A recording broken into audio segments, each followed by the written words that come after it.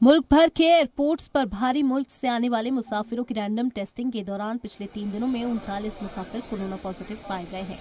24, 25 और 26 दिसंबर को कुल 498 इंटरनेशनल फ्लाइट्स के मुसाफिर की टेस्टिंग की गई और इसमें कुल 3,994 सैंपल्स में से 39 मुसाफिर कोरोना पॉजिटिव पाए गए। इन सभी सैंपल्स को जीनोम सीक्वेंसिंग के लिए भेज दिया गया है। Genome vaccine researcher Sanjay Rai का मानना है कि जैसे हालात इस वक्त चीन में है वो भारत में नहीं बनेंगे, क्योंकि भारत में पहले ही बड़ी आबादी कोरोना मुतासिर हो चुकी है और उनमें नेचुरल इम्यूनिटी मौजूद है। दोनों में बहुत ही डिफरेंस है, हमारी कंट्री में और वहाँ में। वैक्सीनेशन देखें तो दोनों में ही बहुत ही वैक्सीनेशन हुआ है। वहाँ 346 करोड़ के आसपास वैक्सीन लग चुकी है, हमारे में भी 200 करोड़ से ऊपर वैक्सीन लग चुकी है। तो काफ़ी ज़्यादा पॉपुलेशन को वैक्सीन लग चुकी है दोनों कंट्री में। वहाँ इवन बूस्टर भी लगी हुई है। तो फिर क्यों ऐसा वहाँ प्रॉब्लम है, यहाँ नहीं है?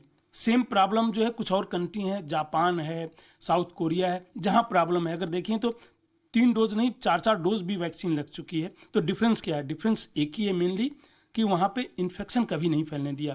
0 कोविड पॉलिसी लेके चले ये सारे कंट्री कि नेचुरल इम्यूनिटी जो है बहुत लंबे ड्यूरेशन तक प्रोटेक्शन देता है, बेटर प्रोटेक्शन देता है।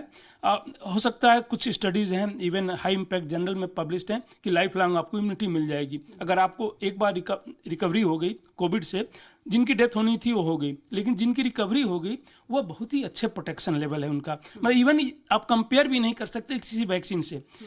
इस मामले में ऑल इंडिया मेडिकल एसोसिएशन भी राहत की बात कर रहा है। AIMA का कहना है कि अभी वैक्सीन के चौथे डोज की जरूरत नहीं, लेकिन जिन्होंने तीसरा डोज नहीं लिया उन्हें ये जरूर लेना चाहिए ताकि मुल्क को किसी तरह के खतरे से बचाया जा सके।